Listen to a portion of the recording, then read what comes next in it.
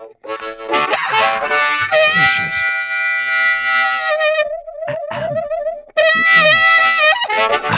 Hi there, friends. Good to see you. A fun one today. Every Tuesday, we like to take a spin around the sun. I don't want to fly too close like Icarus, but the sun, in my case, is my mentor. Please welcome to the program. As always on Tuesdays, the legendary Mr. Charles Adler, ladies and gentlemen. What are you holding up? What do you got, Chuck? I was wearing this earlier today, and I was in the public healthcare system. Yeah. And they did a great job. Every one of their staffers was wonderful. Nurses, techs, associates, secretaries, assistants, the doctors. Of course, the doctors, they matter too. And they all did a wonderful job. Doctor, Dude, it depends on where you're from if doctors matter. Like, there are a lot of bathroom doctors out there that I've learned exist on Facebook over the past couple of years. Right? Well, these were real doctors. And the lead doctor, the surgeon, he says to me at the beginning of the diagnosis, Mr. Adler, don't know if I can help you. So I thought, okay, another person has just walked into my life requiring a little bit of inspiration, motivation, and maybe some laughs. So he said, Mr. Adler, I don't know if I can help you. I said, you can help me. As a matter of fact, you're going to change my life. And I don't know, but it set his ass on fire. I mean, it was just it turned into a really great session, and he did. And he helped you? Did he help you? He ended up figuring out that you had some issues. You had some issues with you.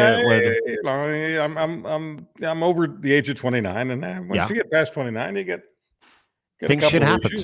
But the thing is, here's the thing: when people have these issues, medical issues, physiological issues, they tend to think, "Oh, it's over. It's over. I'm done for." And especially the older you get. You're like, what is it about older people getting narcissistic? I mean, the truth is the truth is the truth. And what Dean and I are all about here is the relentless search for truth.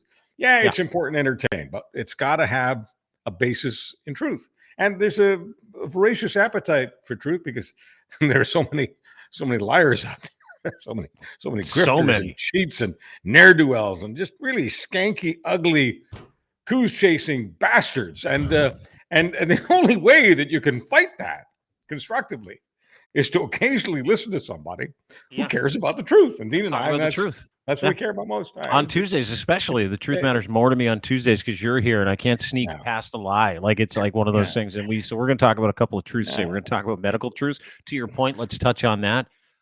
The older you get, the more aches and pains you get, and the more every single one of them is going to kill you. Yeah. And people who have these aches and pains forget because they get so narcissistic. Yeah. You're not the only one, Jack. There are millions like you. Chances are millions like you. They've had it even worse. And these doctors, no matter what you may think of them, they have helped people. Science, no matter what you think. Big pharma, evil big pharma. Big pharma has helped millions of people, and they likely can help you. So stop with this nonsense that you're the first one who ever got this disease and you're dying. No, you're not dying. But imagine if you are the first one, though. Imagine if you are the first person to get said disease, like when Lou Gehrig got his own disease. It's like one of those persons. Terrible. The thing is, my answer to all these people who give me this because they call me, they take, I'm dying. You're not dying. I'm dying of boredom listening to you whining every day. I'm dying. I'm dying of this. I'm dying of that. Every day you're dying of something else. You're not that important. You're not pioneering anything. You've got what millions of others do. Go to the hospital. Yeah, go ask a guy who's trained to figure that out. It's amazing to me how many of us, and I'm in the same boat. Like, up until about 4 or 5 years ago, aches, pains, it's like, guaranteed that's cancer. I'm going to be dead in 3 weeks. Guaranteed. It's all over. Look at me. Everything's terrible. And you're like, oh, the pain went away like 4 hours later. Maybe it's not. Maybe I can go live my life. And then, like, the next morning you wake up with your headache. You're like, tumor. It's got to be a tumor. That's it. It's over. But when we have these pains and afflictions, we inflict it on our friends. Don't call your friend. Call a doctor. Like, how much time do people have to? Some people, they waste months talking about their aches and pains with people who don't know anything. And then they decide I'm sorry. No. The incredible part of that is that, like, when we get sick or something happens to us, let's say we got an ache, we got a pain, we got a lump somewhere, or we had a bad day pooping, right? what we do is we invent like a million different reasons that it's over, and then we call people and we're like, I just wanted to talk to you because today might be my last day. I've had those phone calls with like a buddy of mine about a year ago. He calls me and he's like, I just want to tell you I appreciate our friendship. And I'm like, thanks, dude.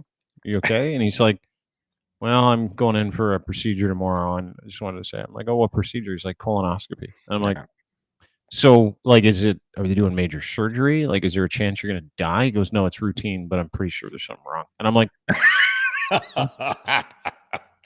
yeah, because I've had some bad poops lately. And I'm like, okay, so wait a second. Routine colonoscopy at 45 because you've been having bad shits. Great idea. Super smart because you're going to go get an answer and you're going to be free with that answer. And he's like, yeah, or I'm dead. And I'm like, well, let me know how it goes. 17 hours later, I get a phone call. Hey, man, you want to meet for wings? And I'm like, let me guess. More fiber in your diet? Yeah. Turns out I was constipated. Right. Okay. Yeah, good. Yeah, I'll meet you for wings. For sure. For sure. But we all have those friends. And to a more vulnerable point, I'm the same way.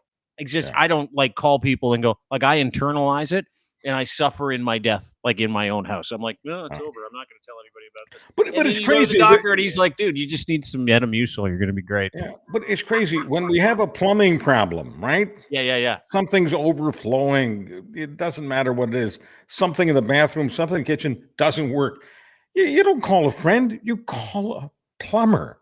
Yeah. So why is it that when we have an ache in our ear, our eye, our colon, our armpit, we're calling a friend? Don't call your friend. Get a doctor. Seems to make sense, unless, of course, you don't believe doctors, which speaks to the truth and a lie, right? Something we like to talk about. There is a group of people out there, speaking of doctors, and let's tie this into a lie, because I want to know a couple of things today about one Justin Trudeau. Don't know his middle name, don't care. And it relates to the same crew that seems to think that they've spent, a couple months during the pandemic reading conspiracy theory books and, surfing Facebook, and they found something on there about vaccines that nobody wants, and it's an experimental thing. And I have never in my life seen anybody hated in this country as much as Justin Trudeau by a group of people, and they punch way above their weight when it comes to that hatred. So I want to get to what that hatred is, but to the point, there's a certain segment of society out there that doesn't trust government, that is paranoid, that is angry, that doesn't read and doesn't care to read, that does what you and I are talking about. When they get sick, they phone a friend and they go, hey, just, I buried a whole bunch of shit in the backyard because I'm going to die. So you need to come and get it. Give it to my wife after. There's that certain group of people that legitimately, if you said to them, hey, listen, Justin Trudeau, you and I were talking about this the other night. Justin Trudeau has a vaccine. And it's from the Trudeau Foundation. They paid for it. They're going to give it away. And there's a disease coming that's going to kill everybody, including you. Are you going to take it? I bet you half of this country, for sure, most of Western Canada, half of this country would rather die than get a proven vaccine from that man. No, I'd rather die than have his. I've got his bumper sticker on my truck. I've said, F Trudeau, I've made my stand. I've taken my principled stand. No, I won't take the vax. I'll die. I'll be a martyr. I'll join the culture of death rather than take anything at all that he has anything to do with. F him. Do you know what I mean, though? Like it's seriously, we've reached that level of hatred for this man. We joke about these people. People have decided. People fall in love sometimes for irrational reasons. They're attracted to body parts. Yeah. And you've got a whole crew of people. And it's not when I say crew, I'm not talking about, enough to fill a war canoe. I'm talking about enough to fill the U.S. Marine Corps and then some. I mean, there are millions of people in this country who decided that they're in hate with a person. And they blame this person for everything. The price of strawberries is $8 a pound for berries? Got to be Trudeau. Trudeau sits in his cave somewhere and decides how much. Getting his calculator out, going, how much are we going to hose Canada for berries? Yeah, every day Trudeau wakes up, he's trying to figure out how to kick you in the berries. Yes. That's all he does. He wants to hurt you. Mm-hmm. Can I, dude? Oh, God. Have you ever in your life, in your 69 years, in your 50 professional careers at the Yes. top of Canada's news and political game, in legendary little Emmy back there saying, "How you doing?" Have you in your life, ever seen? As we used to say in America, Yes. that ain't bragging if you can Yeah, do but it. that's right. That ain't bragging. He holds up his Emmy, which I don't have. I'll never have one. Why do people hate him so much? Let's go through the reasons. Let's try and figure this out today because I'm like fascinated by it. Okay, let me give you reason number one. Yeah. He is incredibly good looking, or as some women like to say, creamy. Okay, Justin Trudeau is creamy. Creamy Justin Trudeau. He is a good looking dude. He is. And guys, I don't know what it is about guys. They love having an ugly friend. I know a lot of good looking guys who want to have an ugly friend. A lot of very, very tall guys who want to have a very short, fat, ugly friend. I don't know why. But Trudeau is never going to be a short, fat, ugly friend. It's not in his DNA. Not going to happen. And for some reason, the fact that the prime minister looks creamy really creams off a lot of people. Yeah, it really does. But that's the thing. Like I try, and it's part of the both sides conversation, and I want to figure out why people hate him today. But it's part of the both sides conversation. It's like he gets heat just because we can't quite possibly think the other side are this dumb, this bad, this evil. Can't the other side, like conservatives today, voted against any more aid for Ukraine, and you're like, okay, well, like, can we just let's all coming out in the wash here? Let's all look at who's hated and why they're hated. One side is dark, the other side is not. But like, I am trying to find legitimate reasons to sewer Justin Trudeau on a somewhat regular basis, so I don't look high-handed, as they say, right? And it's really difficult for me to find some at the moment because of what is on the other side of that aisle. So I go back to you with the question, is it messaging? Are there specific reasons why? He's perceived as a person who because it can't just because he's good looking, Chuck. That can't be the only reason. Of course, that's not the only reason. The other reason is that he's known to be a person who doesn't mind borrowing or printing, as some people like to call it, a few $1 trillion, many billions of dollars, but many dollars to keep the economy going. That creates a little bit of inflation. That's not most of inflation. It's a little chunk of inflation, but that is definitely held against them. And I think that many people still resent, it probably will resent all the way to their graves, it is a fact, that millions of Canadians during the pandemic who were not working, some of them couldn't work. In some cases, the shops they were working at, the factories, whatever, were closed. All right. Anyway, they got money for nothing. Sure.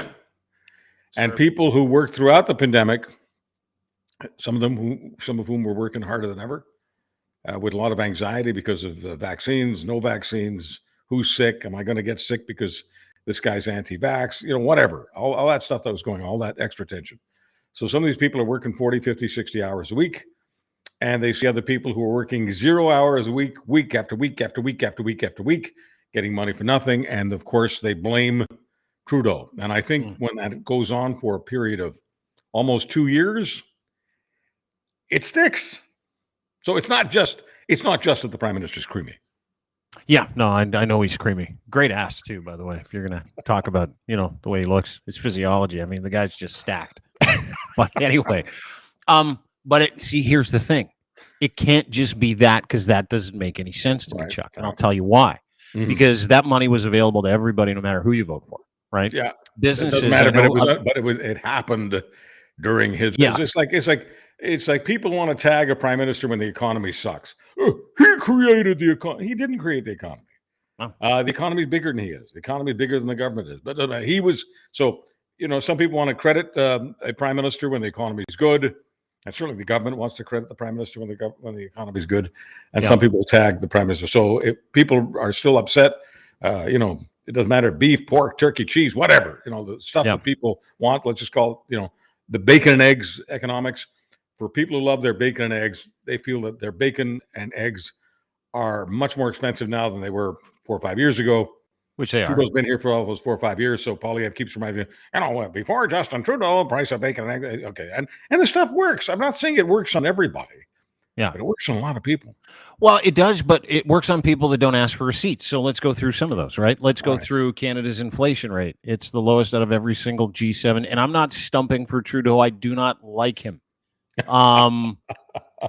But I'm trying to figure out why I don't, other than the overly performative woke shit that everybody seems to have a problem with. Now that, again, that is open for translation and interpretation, what you think woke is. But I'm talking about the overly performative, getting dressed up in a sari, dancing in different outfits in different countries. But Pierre Poilievre does the same thing on a somewhat regular basis, where he'll walk into a mosque and wear something, or he'll walk into a synagogue and wear something, or he'll walk into, he'll take on whatever the religion or the culture is so that he can get paid and he can endear himself to these groups. My racism was tested today, and I passed. Okay, good. Okay.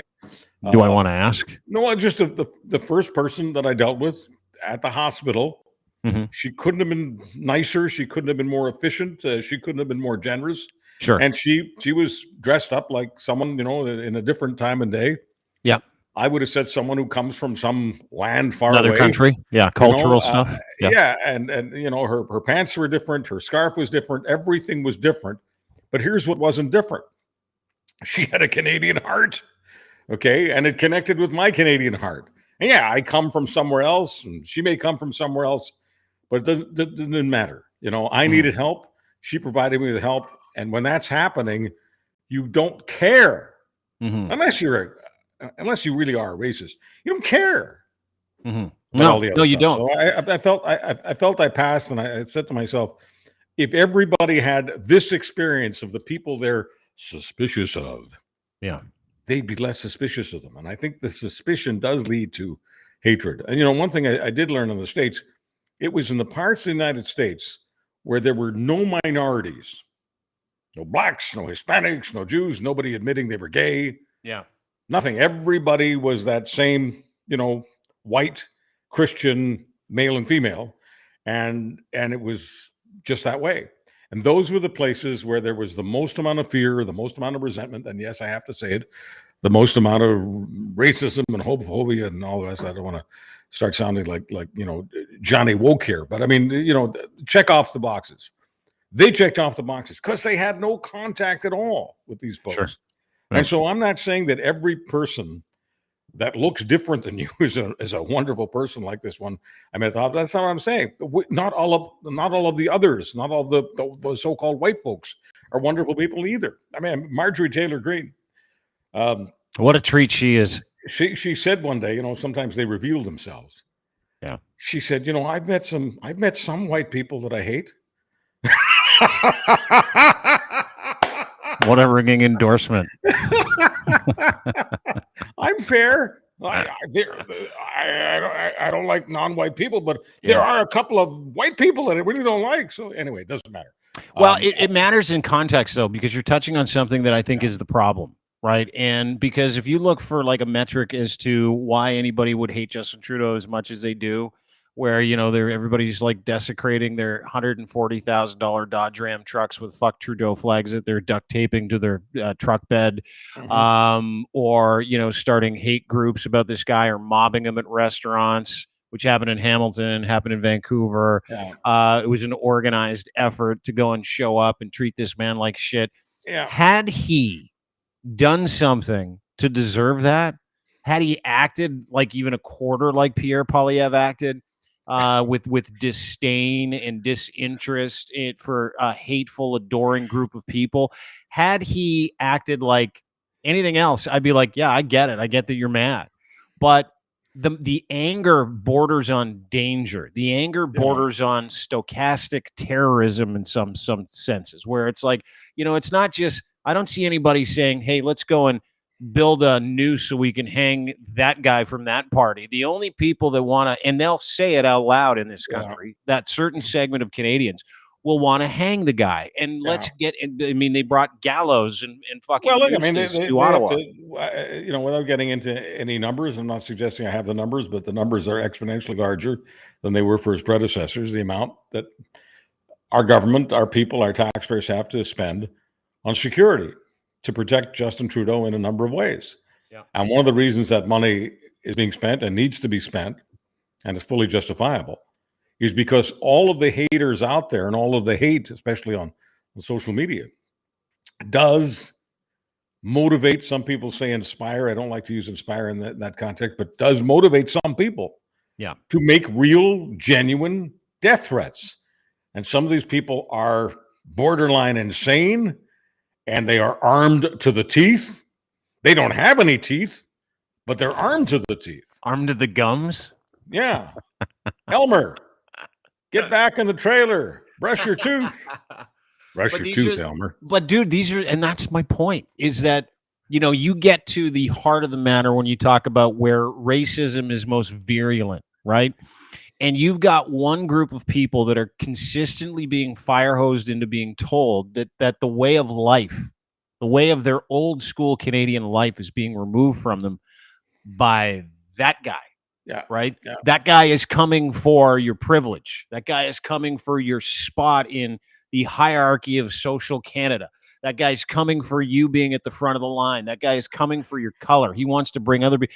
And listen, I'm not going to get into the policy of immigration where it affects housing and rent control and all that other shit, because it doesn't matter. It's such a low number and it's such a small, insignificant issue when it comes to why we have housing units, because that's what everybody leans into. They're like, and they take every small issue and they place it at his feet. And it is always the same person. It is always the same kind of person. And that person, to your point, is someone in a community where they think something's been taken away from them and he's the guy doing it. And so he's everything from a pedophile.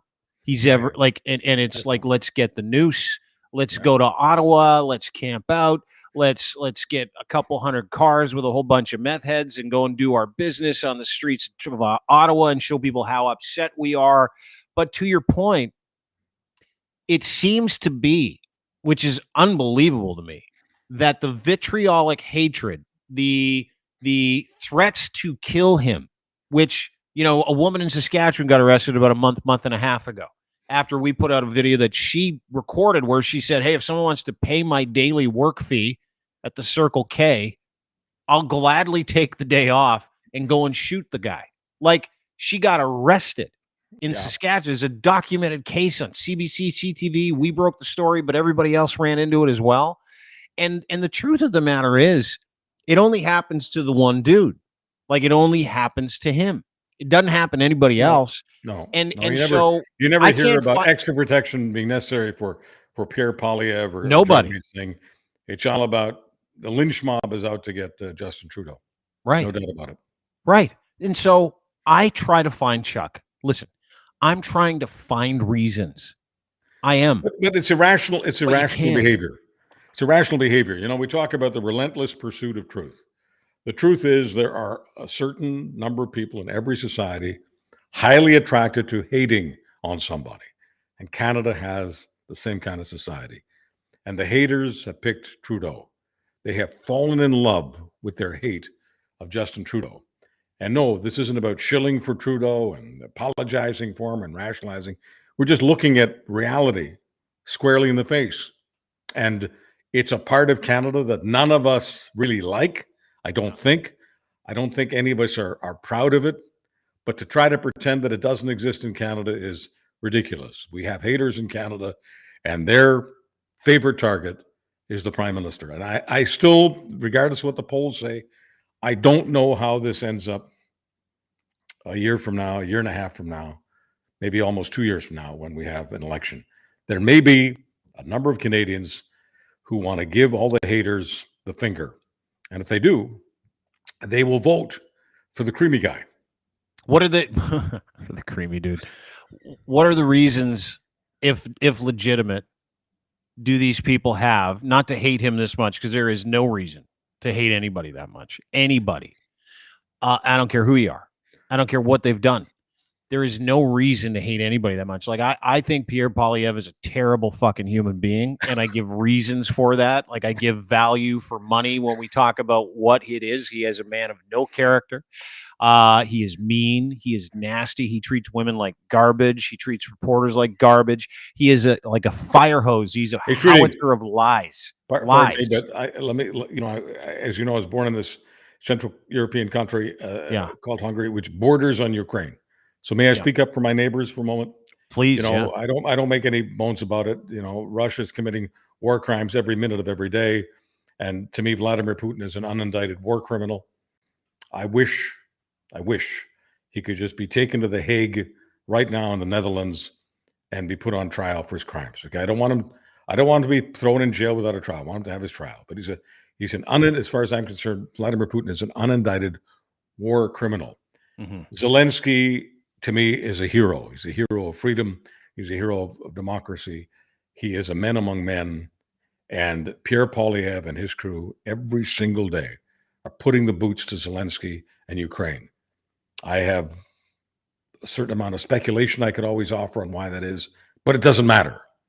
There is no excuse for one of the major parties in this country that happens to be ahead in the polls right now to be picking on and putting the boots to Ukraine every single day, except, of course, their mentors, the American right wing, also wants to put the boots to Ukraine.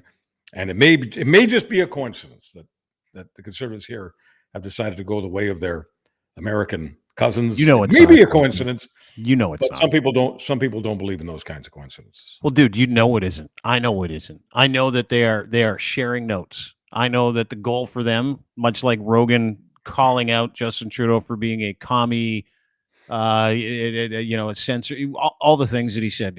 Trudeau's an asshole. He censors. Well, he went beyond that. He called Canada a shithole.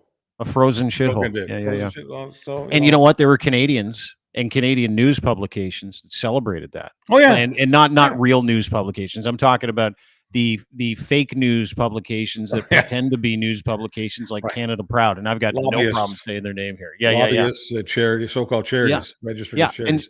And so anyway, these folks love to crap on Canada, and they call themselves great Canadians. They call themselves patriots. They call themselves a lot of things. I've got some names I don't want to call them publicly. But are people angry over more lies? Like, that's the question I have, because they all believe the same lies told from the same people. Like, Canada is not a frozen shithole that censors anybody. Nobody, and is definitely not a communist frozen shithole. Like, I have nothing to say to someone who wants, whether they're American or Canadian, who calls my country a frozen shithole. I have nothing to say to them except F off. 2 words, 2 simple words. I don't have to say it with a whole bunch of power and anger.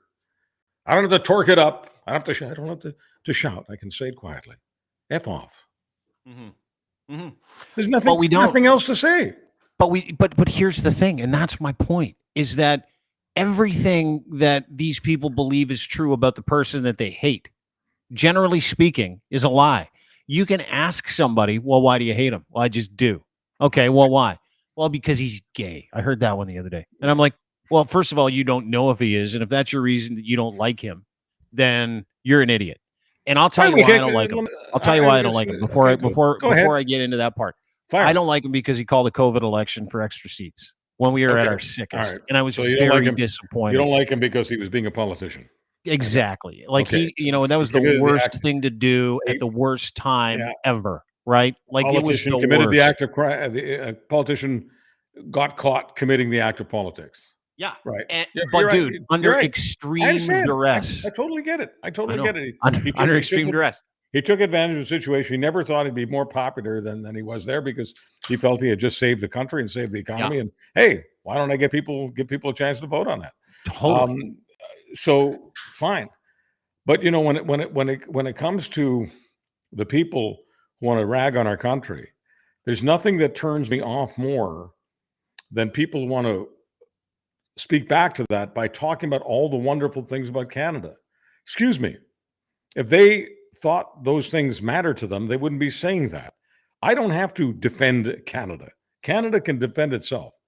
As far as I'm concerned, it's the Adler family's promised land. I've said that probably more than 3 or 4 times on your show and my show. That's what Canada is. And if Joe Rogan thinks that Canada is to him what Trudeau is to the convoy guys, that it's just this country that he can just keep giving the finger to, believing in his, I guess, imagination that that's his way of fighting the wokies, fighting the left, whatever.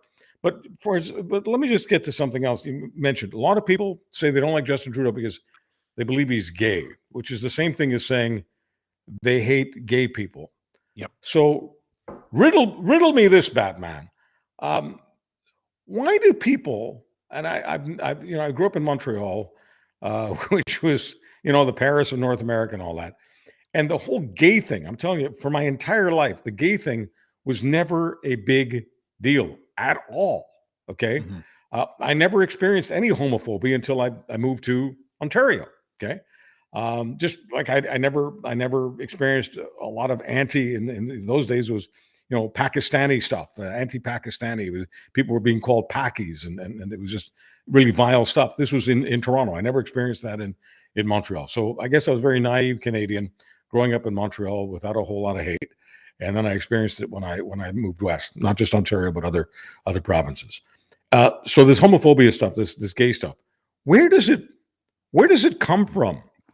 Where does it come? You're my pod god. You have all of the answers to these kinds of questions. And you grew up in various parts of Canada, Western Canada and Ontario. Yeah. What is it that drives so many? Usually it's men, not women. What is it that drives? Because I don't believe it's just religion. It can't always be all roads lead to Rome, all roads lead to the church. It's got to be beyond that. And if it is just religion, then say so. But I have never been able to understand. I can understand why some people don't feel comfortable with people who aren't exactly like that. That's fine. It's this hate thing. Why do men hate gay people? I don't think men do. I think certain men do. And as someone who was fired under a cloud of alleged homophobia a good 10 years ago, I can tell you that there are two things at play here that because I took a lot of time to sit back and go, okay, listen, this is not appropriate for people to say I'm homophobic when it's the thing that I used to stand up for. It's at its best. Whether it was Pride Day, whether it was accepting people or having gay co-hosts, which I had for the entirety of my tenure on the radio. And two things. One is there's a certain segment of society that was brought up to think being gay is the worst thing in the world, whether it's through religion or an overbearing dad who liked to get dressed up in a nice sundress when everybody took off for Sunday school. Like, you know what I mean? There's projection there. There's also like fear there, where it's like, I don't want that anywhere near me because I was taught that it's terrible. And I'm not blaming that solely on religion, but I would put a good 75% on Abrahamic faith telling you that that's a sin, right? Whether you're Muslim, Christian, whatever the deal is. And I'm going to not take a strip off anybody that believes in Abrahamic religion today. I'm just going to say, hey, I don't share your opinion or your view. I share a very human perspective. And so the other part is there are people out there that we're caught up in that joke mentality, right? Where it's like, oh, we can crack jokes. But these are not things to joke about anymore. And we're a progressive society where we've figured out, hey, listen, these people, no matter who you're making fun of in their sexual preference, if they are gay, they are fighting a battle that you will never, ever, ever understand. From waking up in the morning to think there's something wrong with them to going to bed. And so there are people who hate on that because they also feel the same way. There are a lot of repressed gay men who go. That must be a big chunk of it, because huge. Because if you do hate yourself, essentially, I mean, you got a self-hate thing going on, then I guess you'll project it on people who are gay, especially if they're openly gay. Because I do get the impression that some of these closet gay types, they don't just hate gay people, they hate gay people who are really proud. And I think the term gay pride makes some of these homophobes just flaming crazy. It makes them nuts. And you know what? It also, it's kind of fascinating because, when you look at, you bring something up about him being a good looking dude. Every dude, like, we're just as petty as, when people talk about women getting jealous when other women walk in the room. Dudes are no different. we're no different from that. Like when you see a dude walk in and he's an alpha and he carries himself and you're feeling bad about yourself and he's got a smile on his face and he's doing one of these and he's got a better job than you. He's got a hotter wife than you. He's got a nicer car than you. Dude, there are millions of those dudes that call themselves alphas that look at him and go, how is it possible that yoga stretching MF, that good looking SOB is the most powerful guy in this country? And how does he have everything I do? He looks so effeminate. He dresses so well. So the only way, and it's the old adage, like the reason people tear you down is so they can stand on your shoulders, right? These people think they're doing it, but then they go back to their trailer park at night and they fill their ashtray up with De Mauriers or off-brand res smokes, and they sit and lament the fact that they hate him that much because he's good looking. I'm not even kidding you. No, I hear you. I mean, this is easy for me to identify with because I can, they've got Uncle Chuck's got a story. Come closer. I've got a story. Okay. Years ago, when I first bumped into him, and when I did, I guess, I don't know, 10 years ago, something like that. And at that point, my trim waistline was gone, right? I set it on fire, after I turned 40, and I no longer had the trim waistline. So the first thing I noticed when I bump into him, he's got this incredible, so I had to ask him. I said, have you got like a 31-inch waist? And he says, yeah, it's just the jeans. And that was that. Then we went on and we discussed other things. But that was the first thing, because it was impossible for me when he walked into the room for me not to notice that, yeah, he's tall, dark, and handsome. But, you bump into tall, dark, handsome people all the time. That's not that big a deal, especially when you're in entertainment, you're broadcasting, you're television, you're all those things. That's not a big deal for me. I bumped into a lot of tall, dark, handsome people. Yeah, but did you feel threatened by the fact that he's tall, dark, and handsome? No, because you're a secure individual, right? No, I didn't feel threatened. He was almost a freak. Like, how does a guy have a waist that, unless he's working out all the time, which I know he doesn't have time for. So I had to ask what's him he like? The size of his waist. And what you asked him about his waist? What did he say? First thing, aside from the waist thing, which wasted about 6 seconds of our time. The first thing that hits you about Justin Trudeau, a lot of people say this, is he comes across in person when you're talking to him much smarter than he comes across in those sound bites on TV. Some of those sound bites are prepared. Some of those sound bites are rehearsed. Some of those sound bites are regurgitated. It doesn't matter. Some of them just aren't that natural. Okay, especially when he does that breathy thing when he tries to sound like it's something he cares deeply about. Okay, so in my opinion, he doesn't do well with that. One of the things I love in terms of media, I love watching Justin Trudeau in French, because in French he's like 20 IQ points smarter than he is in English, and he doesn't do the breathy thing at all. He's much more confident, and he's arguing with really smart people, and it's a whole different act. It's just amazing. But that's the guy I meet in person. So the guy I meet in person is a lot brighter, a lot more together. There's no cliches. There's no breathy, I want you to believe that I'm really passionately committed to there's none of that stuff. Yeah. So he's much more likable in person, I think. Yeah, I do. Listen, I haven't met him. I know a lot of people that know him. I know people that have had certain experiences with him, and I have yet to hear anybody say anything other than what you just said about the individual, right? And it's funny, again, because it is like, in some circles, content circles, it's suicide to go, I like him, right? Like if I was Ryan Jesperson, your boy Ryan does a great job, and I'm like, I think Trudeau's great. It'd be like you'd never get another ad dollar again. Like I don't know. I don't know. Ryan, especially by Alberta standards, is so much less predictable than most Alberta broadcasters. I mean, Alberta broadcasters he's awesome. In general, Alberta are afraid not to love the Conservatives. Yeah. And dude, he does an incredible job. He does an incredible job walking that line. But my point is this: is like even us talking about, because you and I were talking last night. I'm like, hey, I want to like dig into why people hate Justin Trudeau, because there doesn't seem to be any metric, like real metric. Like, a couple days ago, it came out that the Indian government helped sell a whole bunch of fake memberships for their favorite leader of the Conservative Party, who happens to have won. Right, Pierre Poilievre, the Indian government. little bit of foreign interference. Yeah. If there is an iota of that in Justin Trudeau's universe, Right. I mean, the world would explode. Like we would just be sitting here having this, like all these guys going, "We told you so. We told you so." And not only is no one doing that with PR Poilievre, the news isn't even reporting it. Like it came from Sam Cooper at the Bureau. It didn't come from like any Ripley. And it's like, wow, Justin Trudeau called someone a jerk today. Oh, let's go to Ottawa with trucks. I've met Trudeau, and in person, he's likable. And people want to dislike me for saying that. Whatever. I've met Poilievre in person, not likable. Do a comparison. Can you do one? Well, yeah. What's Pipsqueak like in person? One gives you the impression of a person who has always been a very self-confident winner. Okay. Yeah. Someone who is always gathering, always playing addition, not subtraction.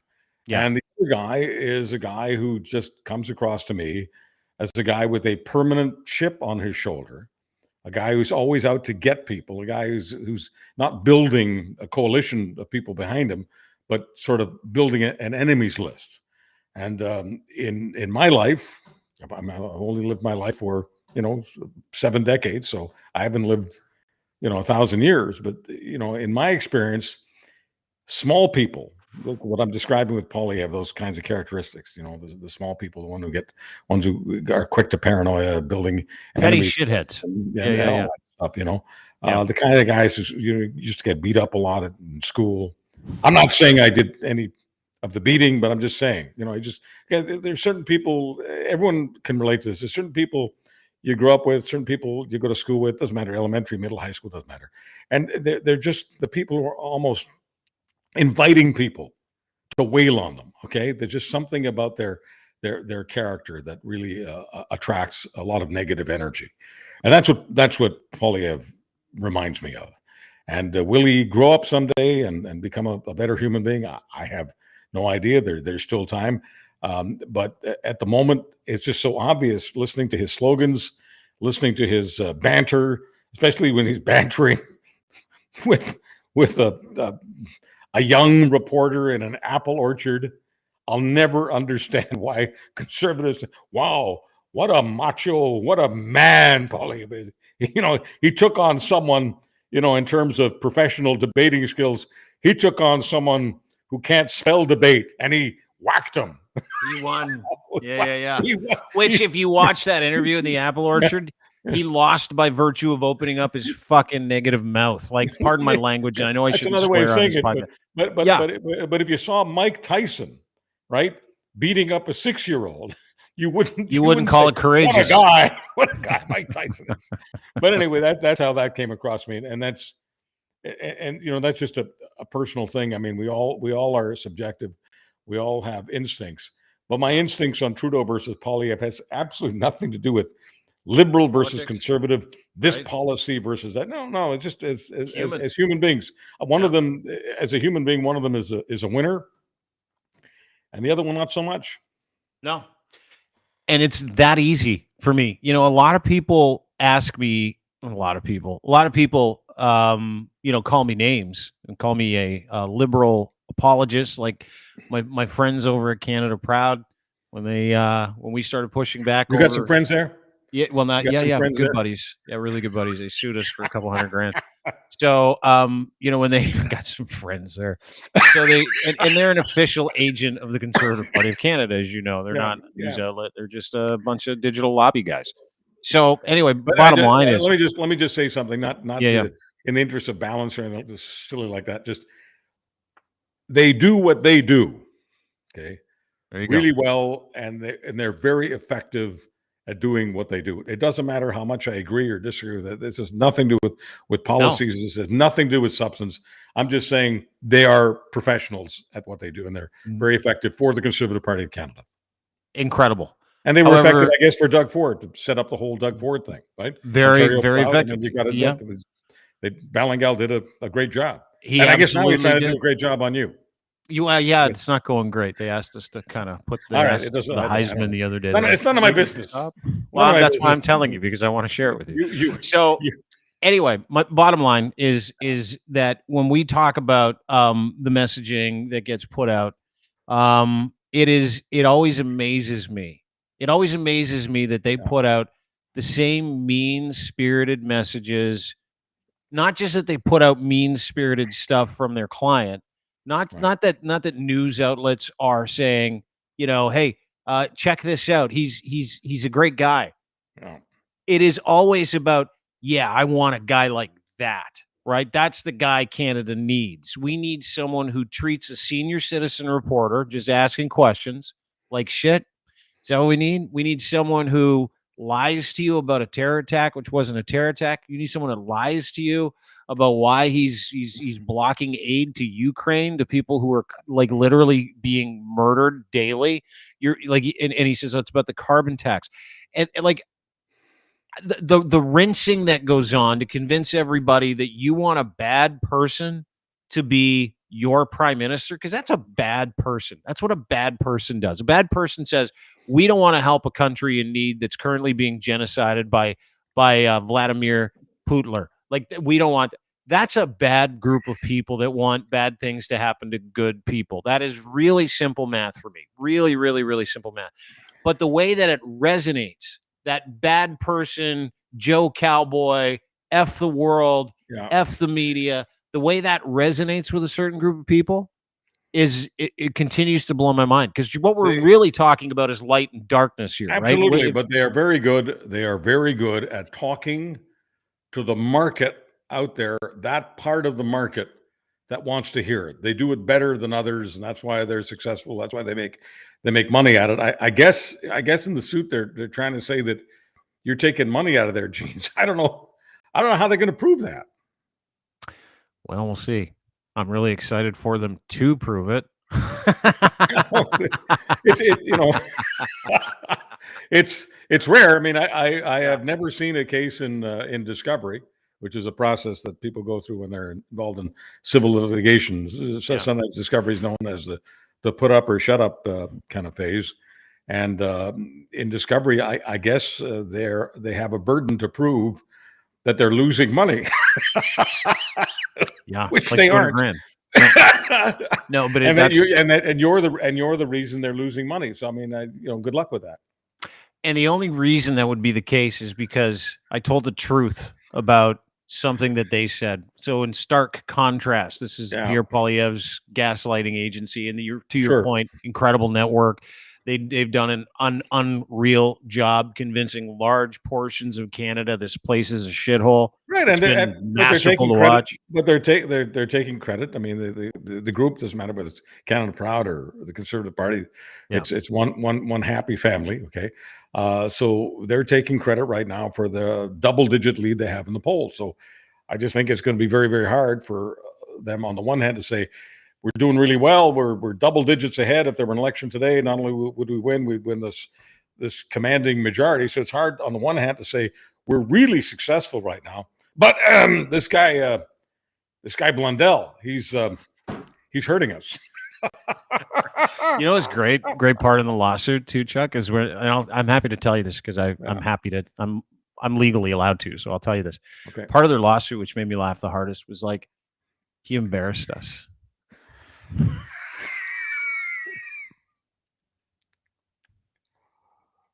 But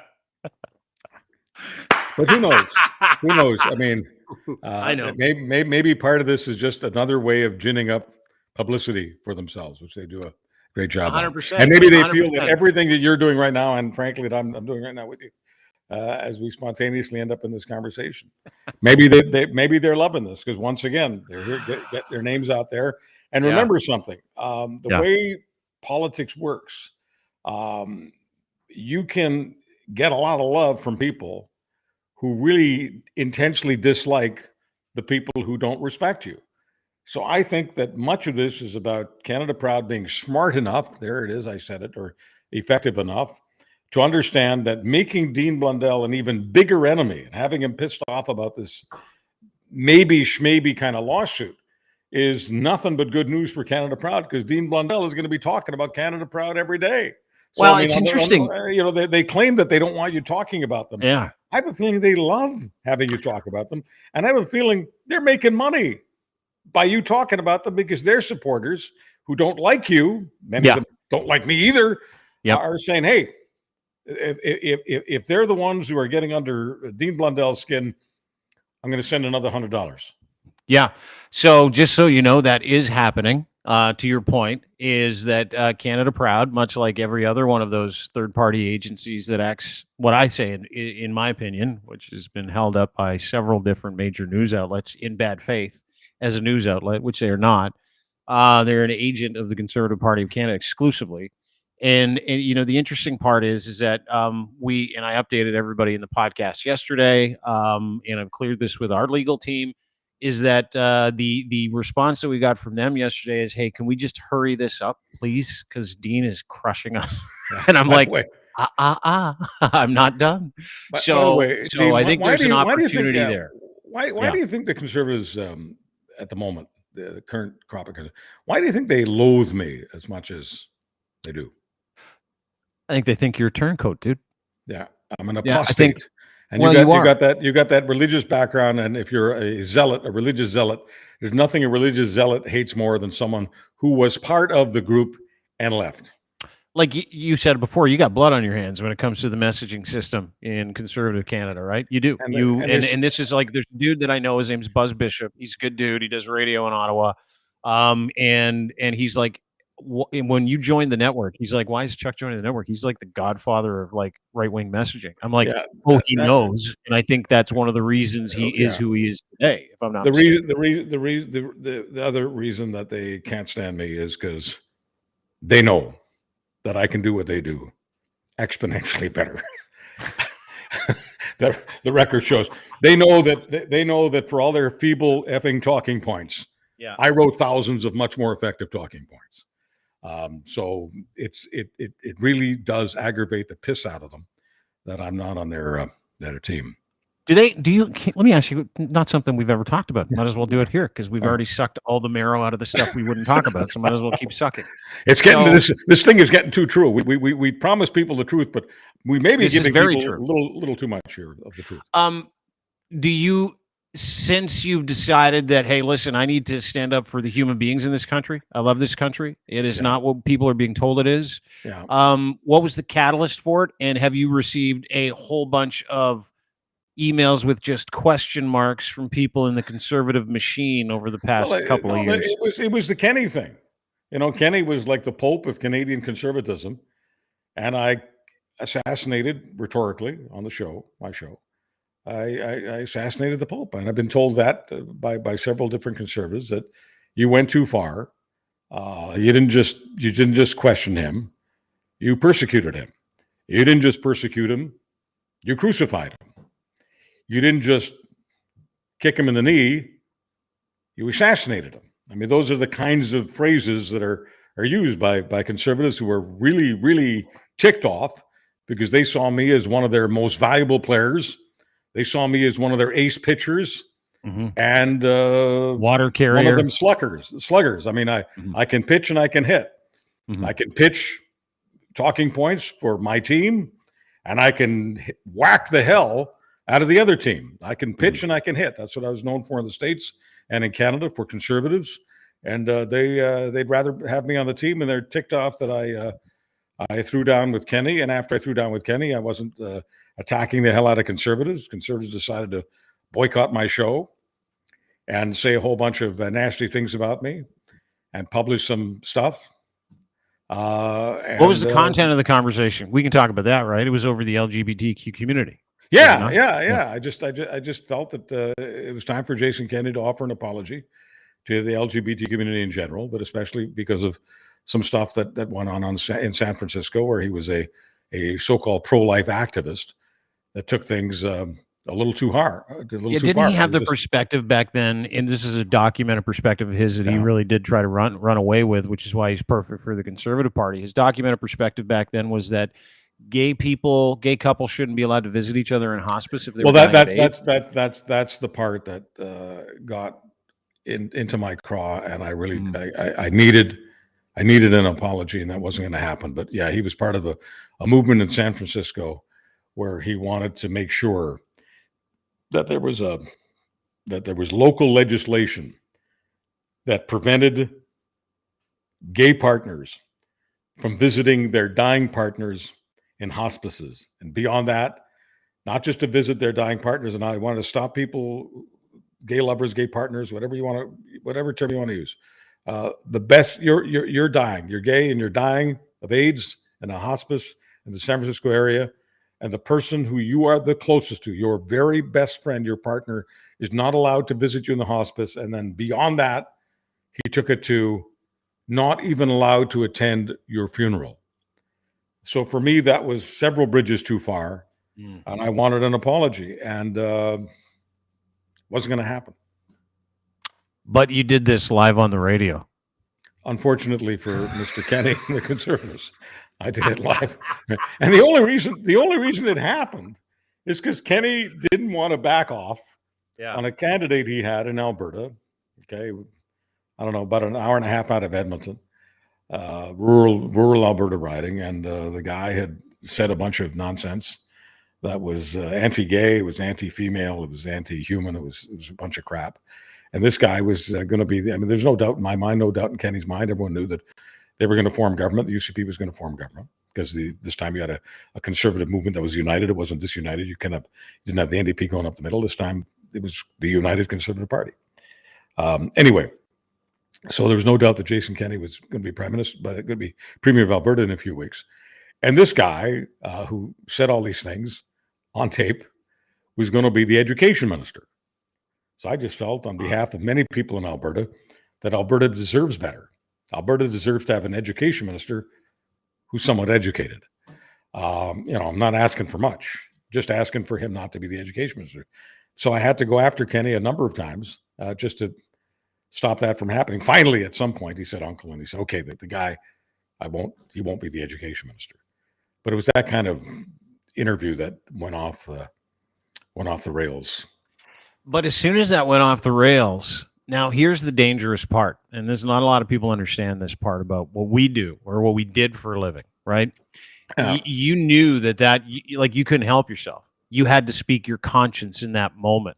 Well, because he was treating me the way Pierre Poilievre was treating the guy in the apple orchard, right? Mm-hmm. Mm-hmm. And Jason Kenney knew me, and he knew me very well, and he'd known me for a long time.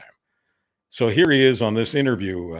At first he said that the tape that everybody heard, the tape that he actually commented on, I think the day before, where this guy was this MLA was in a church saying all these things. The interview started with Kenny denying that he ever even heard the tape. And he, like I say, he was treating me like a junior, like a cub reporter. So he was dissing me. And, a person has a choice to make on a show like that, with a platform like that. You can either burn your credibility down by allowing, in this case, the newsmaker to dump all over you, or you can fight back. And my grandmother raised me. My grandmother did not raise me to be a suck, to be a wimp, to be a wuss, to be a water carrier. Jason Kenney knew all those things about me. Jason Kenney knew me very well. So I was on live radio. I was shocked that the man was treating me this way. So I had to, bring assert out the yourself. Yeah, in the world I was raised in, if your opponent brings a knife, you bring a gun. Me too. And if he wants to come at me with his little penknife, I'll get the steak knife. And that's what happened. I know this sounds, to some people, this sounds rather arrogant, but because Jason Kenney knew my mind, knew the kind of imagery that I was using, whether it was writing, sometimes writing for others, sometimes writing for myself, I am, to this day, and I don't think this will ever stop. To this day, I'm still stunned that he would take me on. Stunned. I remember that break, as we call it in radio, a break. I remember, by the way, I cannot find the audio of that anymore. No, the company or someone in the company made sure that it would disappear, and it did disappear. Yeah. There's a transcript of it online. It's on a CBC thing, because CBC, as it happens, interviewed me, I guess, the day after it happened. It made news, and they interviewed me, and so they attached the transcript of that interview I did with Kenny, if you can call it an interview. So the gunfight at the OK Corral. So it's on a CBC site. You can just Google Adler Kenny as it happens, Adler Kenny CBC, and it'll go there. I'm going to Google it and then publish it today. Thank you very much for reminding me. But to your point, and when a lot of people ask me, about you, and about me, or about, how we align, there's something that you did there. Like, a lot of people will look at that like it's a pissing match between, a conservative columnist or radio host and a soon to be premier. A lot of people will look at that like it was this battle of ideologies. No. I'll tell you how I look at it, because I remember when you did it, going, guy's going to throw his whole career away. Sure enough, the conservative machine left you in the dust after that, and they thought you were an enemy combatant, and they still do. And you're now saying, all right, well, that's it. I'm just going to speak my mind, and we'll let the ham fly where it flies. Yeah. But you know what you did there that I thought was incredible? And I remember thinking this when I read about it, when I listened to it, the audio just disappeared days after. I thought, that gentleman didn't just risk his privilege for the LGBTQ community.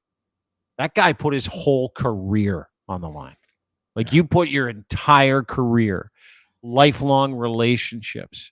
You stood in front of that group and you gave it all away in 3 minutes? How long was that interview? 3 to 5 minutes? I'll never make the case that it was good for my career. It wasn't. I was making a very good living being, a conservative talk show host, and beyond that, big part of the conservative movement. The movement was not nasty to me. Movement was generous with me, and certainly the base, the people who vote conservative and support conservatives were very good to me for a number of years. So none of this I have no animus toward them at all. But no, it wasn't what I would call a positive for my career. But it did come down to the LGBT community, which I thought Jason Kenney was taking advantage of. I thought Jason Kenney was supporting people who were taking advantage of the community. I didn't enjoy that at all, and that became the issue that night.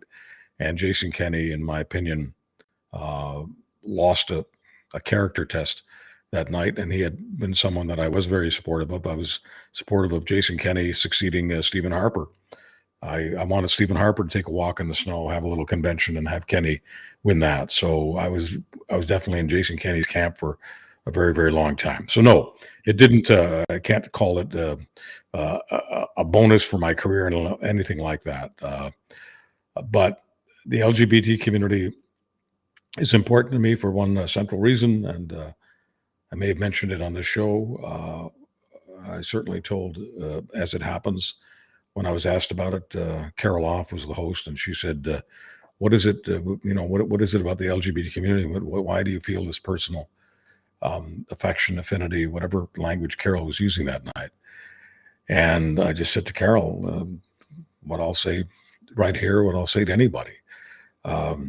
My grandparents at Auschwitz shared a chimney with gay men.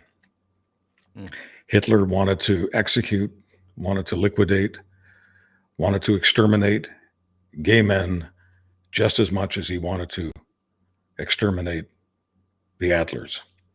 And there's a bond that forms over that to me is a hell of a lot stronger than the idea of me spending the rest of my life being known as a conservative talk show host."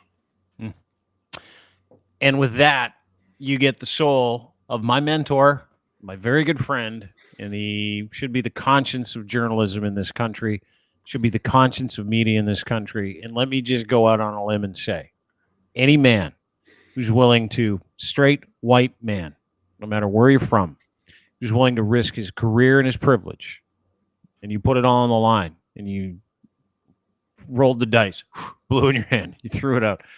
Any person that's willing to do that, I have not just an immense amount of respect for, but that's leadership. That is true leadership. That is empathy. That is humanity. And the opposite of that is what we are seeing. And it is one of the reasons why what Chuck is doing, what he's talking about, it's one of the reasons why The gentleman who we started talking about, Justin Trudeau, is hated as much as he is because he stands up for those people. He stands up for marginalized communities. He stands up for the LGBTQ community. And I find it amazing as my wheels are turning, and these are crusty old wheels, by the way, because I'm 50, crusty old wheels, as the wheels are turning, to be able to put it back in perspective, to go, what is one of the most pointless wars we've watched waged against human beings? And it's against the LGBTQ community. Absolutely. And it has been by the same group of people. And there's one person in this country that stands behind a lot of that, and his name's Pierre Poilievre. And it is uniquely conservative in its values. It is uniquely conservative in its anger. It is unique that way. And so when you've got a gentleman whose bread was buttered by that unique perspective for a long time, say, you know what? I'm done. And when you get another 4 or 5 years of that, and you get death threats towards the prime minister based on that, or when he went to the Barbie movie and he's wearing the gear and everybody's like, you're a flaming this and you're that. And then you see Brett Weinstein wearing the same colored pants in a picture, or sorry, Brett, what's his name? Brett Wilson wearing the same pink pants and the same pink shirt in like and he's like calling the guy gay. It is amazing to me that this is even a conversation. This is about values. This is about inclusiveness. This is about the kind of country that we want. And that gentleman right there on my left on this screen, that gentleman, Charles Adler, a lot of people didn't know that story. And we come around on Tuesdays to talk truth, right? To talk about the truth. And the fact that you're able to tell that story now confidently, and then we can put it in its rightful place in one of the most impactful moments in political radio history in this country. And we can also use it to tell a story, which is, you got to decide what Canada you want. You got to decide who you're going to line up behind. And if you're going to line up behind people who are willing to tell this man that he's no longer part of their institution because he stood up for the LGBTQ community, maybe you want to think again. My thoughts. Bob Dylan sang a song which was important to me and to a lot of other people, and it was called "You Gotta Serve Somebody." If you've never heard it, get on Spotify, get on YouTube, find it. You gotta serve somebody. I firmly believe that. You've got to serve a cause larger than yourself. I serve Canada. I'm in service of Canada every day. And there are a number of reasons for that. But if I have to give you just one, we screwed up when we left Hungary and we were in a refugee camp in Austria. We screwed up. My father, of course, was the head of the family, the traditional nuclear family and all that. He had a gorgeous wife, my mom, and she was the lookout. There was no way we were getting out of there without her. She was also the person who planted the seed in my dad's mind that we had to get the hell out of there and go somewhere that we could have some real freedom, genuine freedom. And my father, for whatever reason, he never told me. For whatever reason, told the American Immigration Authority, of course, my father's speaking in Hungarian, but they've got a translator, when they're asking him about what he thinks of the government, and it was supposed to mean, what do you think of the government that you're fleeing from? I mean, you're a refugee. You're supposed to simply say that, well, I'm fleeing because of the government. The government is wicked. The government is a dictatorship, and I want to go to a free country. It's not difficult. That's exactly what was on my mom's brain and on my father's brain and probably on my 2.5-year-old mind's brain. And my father screwed up. He was so used to, over the years, saying he supports the government, whatever. He just said, just kind of a throwaway phrase. He said, I have no problem. I have no trouble with the government. No problem with the government. Wrong thing to say to the U.S. Immigration Authority when you're applying for political refugee status. Dead wrong. And they kicked us out of the line. And at that point, we're in a crisis. Where are we going to go? Who's going to accept us? And who's going to believe us after we screwed up by saying what he said? Canada. Canada never held it against my father that in an incredibly stressful situation, he didn't rehearse his talking point and said the wrong thing. Canada didn't hold it against him that day. Canada has never held it against him since he's passed on. He passed a few years ago. I lost him. And they've never held it against me. My entire life is a thank you card to Canada, because Canada believes in second chances. And if you believe in second chances and you want to give people second chances, people who aroused your suspicion, maybe even your anger, maybe even your hate, if you want to give people a second chance, in my mind, you're a great Canadian. That's what this country is about. I am so proud to be a Canadian, so proud to be doing this. And yes, in that moment, when I had a bit of a throwdown with Jason Kenney,